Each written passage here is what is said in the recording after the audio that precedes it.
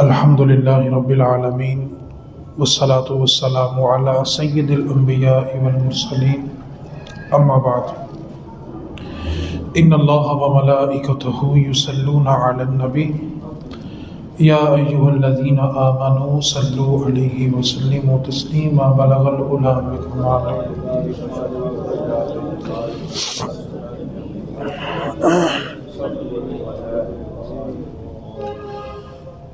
کسی بھی کمپنی کا جب ایڈ چلتا ہے لوگ اس کی مشہوری کرتے ہیں تو مقصد یہ ہوتا ہے کہ ان کی یہ چیز بکے اور ہمارے مال میں اضافہ ہو، کاروبار ترقی کی طرف بڑھ جائے۔ کسٹمر گاہک جو ہوتا ہے جب تک خود اس چیز کو استعمال نہ کر لے کسی اور کو اس کا مشورہ نہیں دیتا، اور جس نے استعمال کی ہوتی ہے اگر وہ چیز اس کے پاس اچھی چل جائے اور اگر کوئی بھی اس کے سامنے بات کر رہا ہو کہ میں نے فلاں چیز لینی ہے تو وہ کہتا ہے یار فلانی کمپنی کی لینا، ان کی چیزیں اچھی ہوتی ہیں۔ تو کوئی بھی بندہ کسی بھی کمپنی کی طرف مشورہ تب دیتا ہے جب اس نے استعمال کیا ہو، اس کو دیکھا ہو، چیک کیا ہو، اس کو فائدہ ہوا ہو۔ یہ ہوتا ہے کاروباری ایک گراؤنڈ جہاں سے بندے کا کاروبار بڑھتا ہے۔ یہ ہے دنیاوی کاروبار۔ ایک ہے دینی کاروبار۔ کیا ہے کہ کمپنی اپنا ایک بندہ تیار کرتی ہے، اس کو لا کے ممبر رسول پہ بٹھاتی ہے، پھر عوام اس کو چیک کرتی ہے کہ چلتا ہے کہ نہیں چلتا۔ اگر تو وہ پرزہ چل جائے اور لوگوں کو سمجھ آنے لگ جائے تو پھر لوگ کہتے ہیں یار جتھے اے جاندا ہے میں بھی اپنا بچہ اوتھے کرنا ہے۔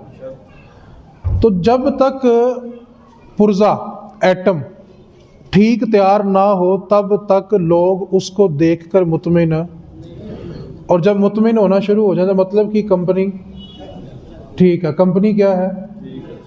جیسے مثال کے طور پہ جب آپ کوئی چیز خریدتے ہیں اگر وہ چیز ٹھیک نہ چلے، کیا کہا جی میں نے؟ تو آپ کہتے ہیں کمپنی ٹھیک نہیں ہے، چیز کے بارے نہیں کہتے اس کی کمپنی میں بنانے میں کیا ہے، فالٹ ہے۔ اور اگر وہ چیز ٹھیک چلے تو پھر کمپنی کیا ہے، چلے۔ عقل مندوں کے لیے اشارہ کافی ہوتا ہے۔ آج کے اس جمعہ خطبہ کے اندر صرف ایک ہی گزارش کرنی ہے، اس کے بعد نماز پڑھ لیتے ہیں۔ دین اسلام کو سب سے زیادہ جو نقصان ہوا وہ شخصیت پرستی سے ہوا ہے۔ ایک جملہ میں اپنے ابتدائیہ میں بولنے لگا ہوں، آپ نے اس جملے کو بس یاد کرنا ہے، باقی میں اسی کے ارد گرد چند گزارشات پیش کر دیتا ہوں۔ ہم نے دنیا میں کلمہ صرف اور صرف نبی پاک کا پڑھا ہے۔ کیا کہا جی میں نے جی؟ ان کے بعد ہم نے کسی اور کا کلمہ، یہ جملہ یاد ہو گیا جی؟ امام مالک کا ایک قول ہے، بس اس کو یاد کر لیں پھر میں اپنی گفتگو میں آگے بڑھتا ہوں۔ امام مالک رحمۃ اللہ علیہ آپ نے روضہ رسول کے بالکل سامنے بیٹھ کے 40 سال حدیث رسول پڑھائی ہے۔ اتنے کمال کو اور اتنے پائے کے بزرگ ہیں۔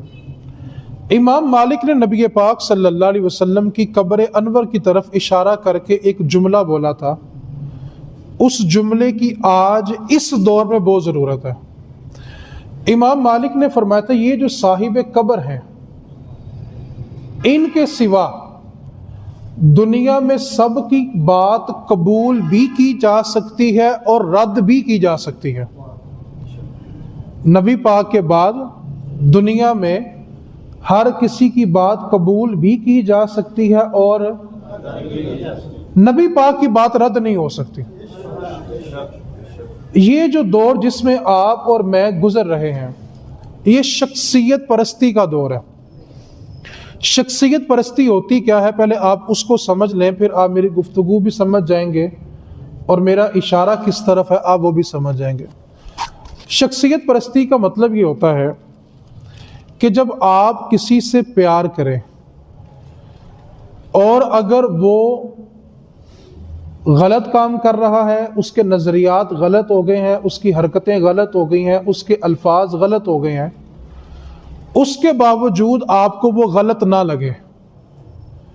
آپ کا جو بھی لیڈر ہے وہ مذہبی ہو یا سیاسی ہو، دونوں کی بات کر رہا ہوں، میں مذہبی بات بھی کر رہا ہوں، جس سے آپ پیار کرتے ہیں اور آپ اس کی محبت میں اس قدر آگے چلے جائیں کہ اگر وہ غلط بھی بول رہا ہو تو آپ اس کا دفاع کرنے لگ جائیں. اس کے برعکس دوسری تصویر کا رخ یہ ہے، ایک بندہ وہ جس سے آپ نفرت کرتے ہیں، وہ ٹھیک بھی بول رہا ہو تو آپ اس کی بات کو جھٹلانے کی کوشش کرتے ہیں. یہ ہے شخصیت پرستی، کہ جس کو آپ نے اپنا مذہبی یا سیاسی لیڈر مان لیا، پھر وہ کوئی بھی عیب کرے تو آپ اس کا دفاع کرتے ہیں. شخصیت پرستی جو تھی یہ بت پرستی کی مثال ہے. آپ قرآن کریم کا مطالعہ کر کے دیکھیں، جب انبیاء آ کے کفار کو یہ کہتے تھے کہ ایک خدا ہے، ان بتوں کی پوجا چھوڑ دو، تو وہ ایک ہی جواب دیتے تھے، کہتے تھے کہ ہمارے باپ دادا نے نہیں چھوڑا، ہم تو ان کی بات مانیں گے. یعنی انہوں نے اللہ کے انبیاء کی بات کو پیچھے کر دیا اور اپنے باپ دادا کی بات کو ترجیح دی. جس دور میں آپ اور میں جی رہے ہیں اس وقت مذہبی شخصیت پرستی بھی بہت زیادہ ہے. مثال کے طور پہ میں برملا اپنی آخرت بچانے کے لیے ممبر رسول پہ آپ سے کہہ رہا ہوں، خدا کا واسطہ ہے، اللہ آپ کو استقامت دے دین پہ. کبھی آپ کو میرے منہ سے ایسا جملہ سننے کو مل جائے جو اہل سنت کے عقائد سے ہٹ کے ہو، خدا کے واسطے دوبارہ یہاں پہ نہ آنا. میری وجہ سے آپ اپنی آخرت تباہ نہ کرنا. محبت یہ نہیں ہے کہ میں غلط بولوں تو آپ میری حمایت کریں. محبت صرف تب تک کرنی ہے جب آپ کو لگے کہ یہ بندہ ٹھیک بات کر رہا. بس لوگوں کو جمع کر لینا، ہجوم بڑھا لینا، پھر اپنی من ماتنی باتیں کرنا، دین کی اپنی مرضی کی تشریح کرنا، یہ تو دین کا مزاج ہی نہیں تھا. آج نقصان یہ ہوا، اب ایک بندہ کسی کا مرید ہے، عقیدت ہے، ہونی چاہیے، پیار ہونا چاہیے، لیکن عقیدت کا مطلب یہ نہیں ہے کہ اب اگر تیرا پیر دین کے خلاف چل پڑا اور تو پھر کہے جی میرا تو پیر ہے نا. میں آپ کو ایک بات سمجھاتا ہوں، آپ نے پیر بھلا کیوں پکڑا تھا؟ یہ مجھے دین کا صحیح رستہ بتائے. ایک ہی مقصد تھا، اس کے علاوہ کوئی مقصد نہیں ہے. دین کا صحیح مقصد اور رستہ پہچاننے کے لیے آپ نے پیر کو پکڑا تھا. اب اگر وہی صراط مستقیم سے ہٹ گیا ہے تو ایک بات یاد رکھیں، وہ اکیلا جہنم میں نہیں جائے گا. اس کے غلط ہونے کے باوجود جتنے لوگ اس کے نعرے مار رہے ہیں وہ سارے اس کے پیچھے جائیں گے. اسی طرح دنیا کا کوئی مولوی ہے، مجھ سمیت کوئی بندہ بھی ہے، اگر وہ دین اسلام سے ہٹ کے بات کرے تو خدا کا واسطہ ہے اس کا پیچھا چھوڑ دو، وہ کوئی بندہ بھی ہو. اس شخصیت پرستی نے اب بات یہاں تک لا کے کھڑی کر دی ہے. راولپنڈی کی تو ویسے ہی ہوا بڑی خراب ہے. جو لوگ سوشل میڈیا سے وابستہ میری بات کو جلدی سمجھ جائیں گے، ان کی ہوا ویسے ہی بڑی خراب ہے. آپ افسوس کا مقام دیکھیں، میں صرف اشارتاً بات کروں گا تاکہ آپ کی تھوڑی سی اصلاح ہو جائے. ایک بندہ صحابہ کے بارے یہ کہہ دے کہ ہم جس کو صحابی سمجھ رہے ہیں کل کو پتہ نہیں آخرت میں ان کا حساب کیسا ہوگا، پتہ نہیں وہ صحابیت پہ گئے بھی ہیں کہ نہیں گئے. لوگ دفاع کر رہے ہیں. دوسرا بندہ اٹھتا ہے، وہ اہل بیت کے بارے بات کر رہا ہے، لوگ اس کا بھی دفاع کر رہے ہیں. تو آپ سے بڑے ادب کے ساتھ بس یہی ایک گزارش کرنے کے لیے حاضر ہوا ہوں، مہربانی کریں زندگی میں کبھی بھی شخصیت پرستی نہیں کرنی، ہمیشہ حق پرست رہیں. پھر آپ کے مد مقابل وقت کا غوث بھی ہو تو آپ اس کا پیچھا چھوڑ دیں اگر اس نے دین کو چھوڑ دیا ہے. حضرت ابوبکر صدیق رضی اللہ تعالی عنہ جب خلیفہ بنے تو آپ نے جو پہلا خطبہ ممبر رسول پہ دیا تھا نا، اس خطبے کے اندر ایک جملہ یہ تھا، وہ آج بھی ہمارے لیے بڑا کامل نمونہ ہے۔ جناب صدیق اکبر رضی اللہ تعالی عنہ نے فرمایا کہ جب تک ابو بکر اللہ اور اس کے رسول کے پیچھے چلے، تم ابو بکر کے پیچھے چلنا، اور جس دن ابو بکر رب رسول کو چھوڑ دے تم ابو بکر کو چھوڑ دینا۔ لیکن ہمارا مزاج ایسا نہیں ہے۔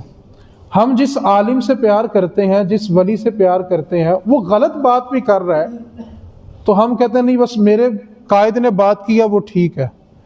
یہ جو قائد پرستی شروع ہو گئی ہے، اس نے انسانوں کے ایمان کا بیڑا غرق کر دیا۔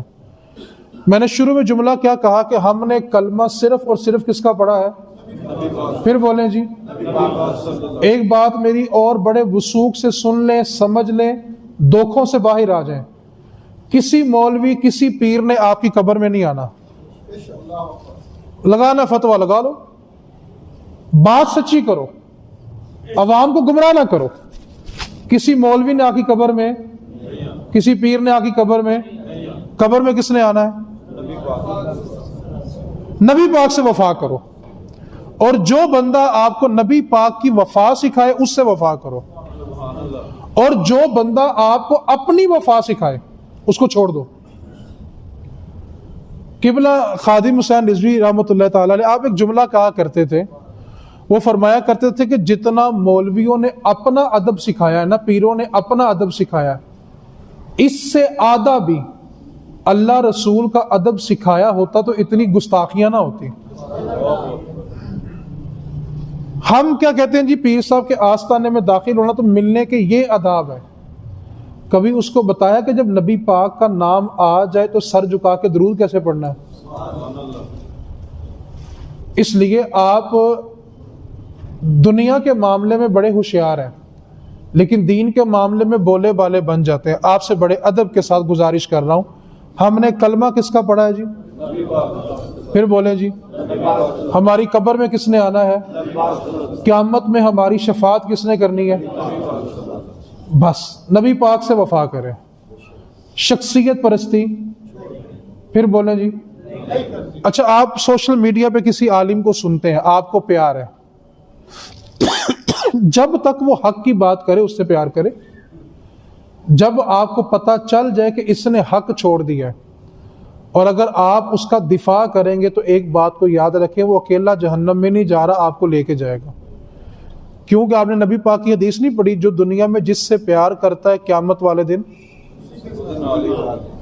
مہربانی کریں، اس وقت مولویوں نے اور پیروں نے اور سیاستدانوں نے جو شخصیت پرستی سکھائی ہے نا، مہربانی کر کے میں آپ کو پھر ڈرا رہا ہوں، سمجھا بھی رہا ہوں، ڈرا بھی رہا ہوں، خدا کا واسطہ ہے، شخصیت پرستی سے باہر آ جاؤ۔ یہ شخصیت پرستی آپ کو لے ڈوبے گی۔ حق پرست ہو جائیں اور دین پرست ہو جائیں۔ جو بات آپ کو آپ کا دین کہہ رہا ہے بس اس پہ چلیں، اور جو بندہ وہ بات سمجھا دے اس کے پیچھے چلیں، وہ کوئی بھی دنیا کا بندہ ہو، اے بی سی کوئی بندہ بھی ہو، اور جو آپ کو دین سے ہٹا کے اپنی طرف آپ کا رخ کروائے، آپ ہمیشہ اس بندے سے بچ کے رہیں۔ یہ آپ کے ایمان کے لیے بہت بڑا زہر ہے، اور آپ کو پتہ بھی نہیں چلے گا۔ میں اس کی ایک مثال دوں آپ کو، بہت سارے لوگ میری بات سے ابھی اتفاق کریں گے، کچھ لوگ گھر جا کے سمجھ جائیں گے۔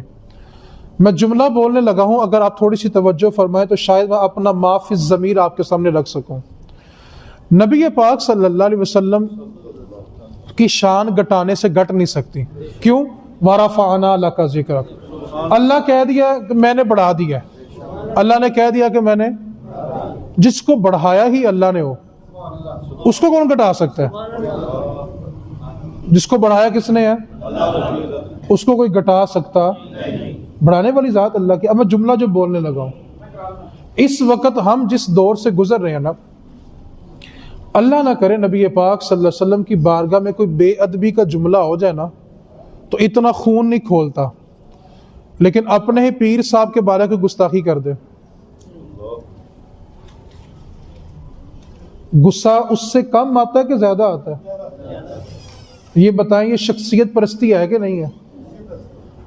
لوگوں نے اللہ کی ذات کو برا بلا کہا، ہمیں غصہ آیا، اور اگر ہمارے ہی قائد کو کوئی برا کہہ دے تو آپ فیس بک پہ کمنٹ پڑھ کے دیکھ لیں، لوگ ایک دوسرے کو چیرنے پہ آ جاتے ہیں۔ کسی بھی مذہبی شخصیت پر بات کر کے دیکھیں، اس کے جو چاہنے والے ہوں گے نا وہ آپ کو کاٹنے تک آ جائیں گے، لیکن رب رسول کی ذات کے بارے بات ہوتے تو ہمارا ایمان نہیں جاگتا۔ بتائیں اس سے بڑھ کے شخصیت پرستی اور کیا ہو سکتی ہے؟ یہ جو نسور ہے نا، یہ جو نسور ہے شخصیت پرستی کا، یہ اس وقت اس قدر بڑھ چکا ہے کہ لوگوں کے ایمان کا خطرہ محسوس ہونے لگ گیا ہے۔ اور یہی صورتحال سیاست میں بھی ہے۔ آپ نے کسی کو قائد ماننا، وہ آپ کی مرضی ہے، ہمارا آپ سے کوئی اختلاف نہیں، آپ کا قائد ہے، ٹھیک ہے، لیکن قائد تب تک ہے جب تک وہ حق کی بات کرے، اور جو بندہ اس کی غلط بات کا بھی دفاع کرے تو پھر ایک بات کو یاد کر لیں، اس سے بڑا شخصیت پرست اور کوئی نہیں ہو سکتا۔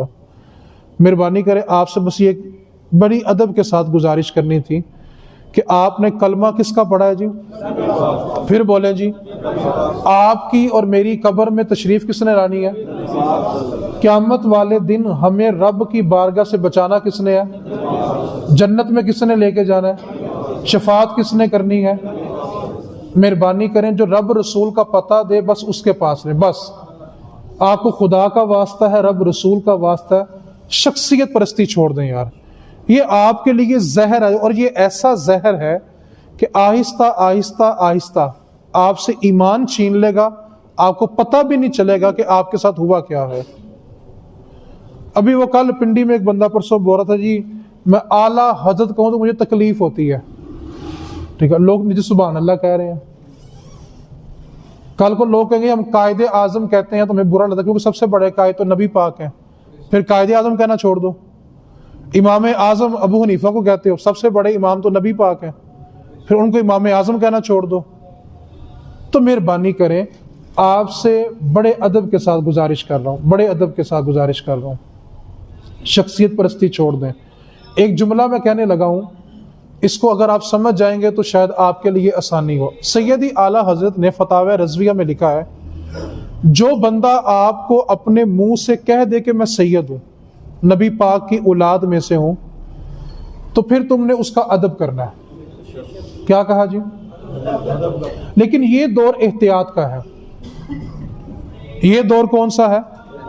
سیدی اعلیٰ حضرت نے اپنے دور میں لکھا تھا کہ جو تمہیں سید کہہ دے اس کا کیا کرنا ہے۔ میں ایک جملہ کہنے لگا ہوں، شاید آپ میری بات سے اتفاق کریں اختلاف کریں، وہ آپ کی مرضی ہے۔ میں تو اس عقیدے کا قائل ہوں کہ جب آپ کو پتہ چل جائے نا کہ آپ کے سامنے سید کھڑا ہے، آپ جتنے مرضی حق پہ ہوں اپنا حق چھوڑ دیں۔ کیوں؟ آپ کو پتہ ہونا چاہیے کہ اس کی رگوں میں دوڑنے والا خون مصطفیٰ کا خون ہے۔ کیا سوچ کے چھوڑ دینا جی؟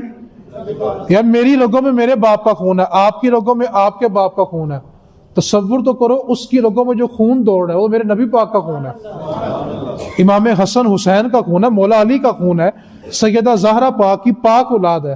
سید کی یہ حیا ہے۔ لیکن جس بات کی طرف میں توجہ دلانا چاہتا ہوں، اتنے سید ہمیں پوری دنیا میں نہیں ملے جتنے سید خالی برے صغیر میں ہیں۔ جتنی سید گدیاں برے صغیر میں پوری دنیا میں اتنی نہیں ہیں، عرب کے اندر بھی اتنی نہیں ہے۔ تو مہربانی کریں، یہ دور احتیاط کا دور ہے۔ کس کا دور ہے جی؟ کلمہ کس کا پڑھا ہے جی؟ قبر میں کس نے تشریف لانا ہے؟ شفاعت کس نے فرمانی ہے؟ جنت میں کس نے لے کے جانا ہے؟ شخصیت پرستی نہیں کرنی۔ آپ کسی قائد سے، کسی پیر سے، کسی عالم سے ٹوٹ کے پیار کرتے ہیں، اس میں اضافہ کریں جب تک وہ حق پہ ہے، اور جس دن وہ حق کو چھوڑ دے تو ابو بکر صدیق کا جملہ یاد رکھنا ہے، جب تک ابو بکر اللہ رسول کے پیچھے چلے تم اس کے پیچھے چلنا، اور جب ابو بکر اللہ رسول کا رستہ چھوڑ دے تو تم ابو بکر کا رستہ چھوڑ دینا۔ یہ جو لوگ سوشل میڈیا کے اوپر آ کے کمنٹ کر کے غلط باتوں کا دفاع کر رہے ہیں نا، مہربانی کرو اپنی آخرت کو تباہ نہ کرو۔ ٹھیک ہے، آپ کو کسی نے دین سمجھایا، حضرت سفیان ثوری امام اعظم نبی پاک صلی اللہ علیہ وسلم کے وصال کے چند سال بعد پیدا ہوئے ہیں، تابعی بزرگ ہیں۔ کون ہے جی؟ بہت ساری حدیثوں میں انہوں نے روایت کی ہوئی ہے، حدیثیں ہمارے تک پہنچانے والے بزرگ ہیں۔ سفیان ثوری فرماتے ہیں کہ میں نے ایک بزرگ سے 50 سال حدیث پڑھی۔ کتنے سال جی؟ تصور کریں کتنے بڑے عالم ہوں گے، 50 سال تابعی ہو کے حدیث پڑھائی، اور جس نے پڑھائی اس نے پڑھی بھی صحابہ سے ہے۔ کتنے سال حدیث پڑھائی؟ سفیان ثوری نا، میں تو دیکھیں یوں نہ چلتے تھے، کبھی آپ سیدھے ہو کے نہیں چلتے سفیان ثوری۔ تو ایک دن ایک بندے نے پوچھ ہی لیا کہ حضور آپ ساری زندگی یوں کمر جھکا کے چلتے ہیں، سیدھا کیوں نہیں ہوتے؟ تو سفیان ثوری فرمانے لگے کہ تو نے ایک ایسی بات پوچھی ہے جو میں تمہیں بتا نہیں سکتا۔ وہ پوچھتا رہا مسلسل، ایک موقع ایسا آیا کہ آپ کو بتانا پڑ گیا۔ آپ نے کہا اصل میں نے جس بندے سے حدیث پڑھی تھی نا، اس نے کتنے سال حدیث پڑھائی ہے جی؟ اور تھا بھی کون؟ تابعی۔ کس سے پڑھی تھی؟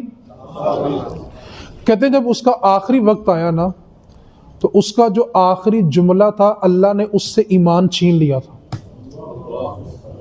اور وہ کفر میں مرا۔ کہتے ہیں جب اس کے منہ سے کفر نکلا، اس کی روح قبض ہوئی، تو میں یوں بیٹھا ہوا تھا، میں ایک دم اٹھا اور مجھے جھٹکا لگا تو میری ریڑھ کی ہڈی ٹوٹ گئی۔ میں اس دن اللہ سے اتنا ڈرا کہ اگر 50 سال حدیث رسول پڑھانے والا بھی حالت کفر میں مر سکتا ہے، ہمارا اینڈ کیا ہونا کس کو پتا ہے؟ آپ انبیاء کی، اولیاء کی دعائیں اٹھا کے دیکھیں، اس میں ایک دعا یہ شامل ہوتی تھی، نبی پاک کی اپنی دعا ہے، اے اللہ میرے دل کو اپنے دین پہ سلامت رکھنا۔ کس کی دعا ہے جی؟ پھر بولیں، جن کے واسطے ایک ایک سانس مل رہی ہے ہمیں، جن کی خاطر کل جہاں بنائے گئے، وہ کیا دعا مانگ رہے ہیں؟ اے اللہ میرے دل کو اپنے دین پہ، آج کی صورت ہے سانو ساڑھے بابے نے بخشوا ہی لینا ہے۔ یہ میرے ہاتھ جڑے ہوئے ہیں، آپ اہل سنت کی عوام ہیں، بولے بالے ہیں، عقیدت والے لوگ ہیں، پیار والے لوگ ہیں، آپ کو جہاں موقع ملتا ہے آپ ادب بھی کرتے ہیں، لیکن ادب کرنے سے پہلے دیکھ بھی لیا کریں سامنے والا ادب کے قابل ہے بھی ہے کہ نہیں ہے۔ یہ داڑھی اور دستار ہم اس کی حیا کرتے ہیں نا؟ پھر بولے جی ذرا، اگر اجازت 2 منٹ آپ کے اور لے لوں جی، اجازت ہے آپ کی؟ وہ مولانا روم نے نا مثنوی کے اندر ایک واقعہ لکھا ہے، میں نے پہلے بھی سنایا شاید آپ کو۔ ایک چڑیا اور ایک چڑا یہ نا درخت پہ بیٹھے ہوئے تھے، تو ایک نا بابا، اس نے جبہ پہنا ہوا، ہاتھ میں تسبیح ہے، تو وہ جنگل میں داخل ہوا۔ تو چڑیا نے چڑے سے یہ کہا کہ مجھے یہ شکار لگتا ہے، شکاری لگتا ہے، تو ایسا کرتے ہیں کہ ہم یہاں سے اڑ چلتے ہیں، ہمیں یہاں سے اڑ جانا چاہیے۔ تو چڑے نے کہا کہ نہیں، اس کی مذہبی وضع قطع ہے، تسبیح پکڑی ہوئی ہے، جبہ اس نے پہنا ہوا ہے، تو ڈرنے کی ضرورت نہیں ہے۔ اس نے چڑیا نے پھر سمجھایا کہ اڑ چلتے ہیں، وہ نہیں مانا۔ اتنے میں اس نے جو صوفی صاحب تھے، اس نے تیر نکالا، تیر مارا، چڑا مر گیا۔ چڑیا روتی روتی نا بادشاہ شیر کے پاس آئی۔ مولانا روم یہ سمجھا رہے ہیں، چڑیا نے آ کے بادشاہ شیر سے کہا کہ بادشاہ اس طرح ایک بندہ مذہبی لباس میں آیا، اس نے آ کے تیر مارا اور میرا جو چڑا تھا وہ مر گیا، مجھے انصاف چاہیے۔ شیر نے کہا کہ ایسا ہے کہ میں تیرا مجرم پکڑ لیتا ہوں، سزا کیا دینی ہے اس کا فیصلہ تم نے خود کرنا ہے۔ چڑیا نے کہا ٹھیک ہے۔ بادشاہ نے جنگل کے جانوروں کو حکم دیا کہ تم ایسا کرو کہ اس صوفی صاحب کو پکڑ لاؤ۔ جانوروں نے گھیرا ڈالا، صوفی صاحب گھیرے گئے، بادشاہ کی پنچایت لگ گئی۔ شیر نے چڑیا کو بلایا، کہنے لگا میرا تو اس سے وعدہ تھا کہ میں تیرا مجرم پکڑ لوں گا، سزا کیا دینی ہے یہ تیرا فیصلہ ہے، معاف کرنا ہے معاف کر دے، سزا دینی ہے سزا، جو تو سزا کہے گی وہی سزا دیں گے۔ چڑیا کا جو جملہ تھا وہ آپ کے لیے بھی ہے اور میرے لیے بھی ہے۔ چڑیا کہنے لگی بادشاہ سلامت، میں نے اس کو سزا نہیں دینی، اس کو بس ایک نصیحت کرنی ہے، لیکن اس سے وعدہ لے کہ آئندہ میری نصیحت پہ عمل کرے گا۔ بادشاہ نے کہا تیری مرضی، سزا دینی ہے سزا دے دے، نصیحت کرنی ہے نصیحت کر لے، یہ تیری مرضی ہے۔ چڑیا کہنے لگی بادشاہ سلامت، اس سے کہہ دیں آئندہ جب شکار کرنے آئے تو لباس شکاریوں والا پہن کے آئے، دین کا لبادہ اوڑھ کے نہ آئے۔ اس نے دین کا دھوکہ دے کے ہمارا شکار کیا ہے۔ یہی صورتحال آج ممبر و محراب میں ہے۔ یہ خانے وال میں دیکھیں، ایک بندہ 40 سال مسلمانوں کی مسجد میں نماز پڑھا کے گیا ہے، 40 سال بعد پتا چلا کہ وہ تو عیسائی تھا، وہ تو یہاں جاسوسی کرنے آیا تھا امریکہ کی طرف سے۔ بس سستا مولوی مل جائے جو 8-10 ہزار میں امامت کے لیے مان جائے، چاہے ہمارے ایمان کا بیڑا کر کرے، ہمیں سے کیا فرق پڑتا ہے؟ میرے بھائی یہ ہاتھ جوڑے، میرے ہاتھ جوڑے یار، شخصیت پرستی چھوڑ دو۔ کلمہ کس کا پڑھا ہے جی؟ قبر میں کس نے آنا ہے؟ مہربانی کریں نبی پاک کی جو وفا سکھائے اس سے پیار کرو بس۔ جو اس رستے کو چھوڑ دے آپ پر فرض ہے کہ آپ اس کا رستہ، ورنہ اس کے ساتھ ساتھ آپ اپنا ایمان بھی تباہ کریں گے۔ وہ چاہے مذہبی لیڈر ہو چاہے سیاسی لیڈر ہو، حق کی حمایت کریں، اور اگر آپ جس کو حق پہ سمجھتے ہیں وہ حق چھوڑ دے تو آپ اس کی حمایت کرنا بھی چھوڑ دیں، ورنہ یہ ایسا زہر ہے جو ایک دن آپ کے ایمان کو کھینچ لے گا اور آپ کو محسوس بھی نہیں ہوگا کہ آپ نے رب رسول کو چھوڑ کے بندوں کو ترجیح دی ہوئی ہے۔ اور میں نے یہ جملہ پھر دوہرا رہا ہوں، ہم جتنا پیار اپنے مذہبی قائدین سے کرتے ہیں نا، اتنا پیار اگر اپنے رب رسول سے کیا ہوتا نا تو معاملات کچھ اور ہوتے ہیں۔ مہربانی کریں جنہوں نے آپ کو اللہ رسول کا پیار سکھایا ہے، پہلے اللہ رسول سے تو پیار کریں۔ نبی پاک سے عشق نہیں ہے اور پیسا کے جوتے بھی صاف ہو رہے ہیں، یہ شخصیت پرستی ہے۔ اس واسطے ان چیزوں سے احترام تب کریں جب پتہ ہو کہ بندہ حق پہ اور حق بات کر رہا ہے، بس۔ اگر وہ حق نہیں ہے تو پھر آپ کو پیچھے چلنے کی ضرورت ہے۔ اللہ کریم آپ کے صدقے مجھے بھی استقامت عطا فرمائے۔ وما علینا الا البلاغ المبین۔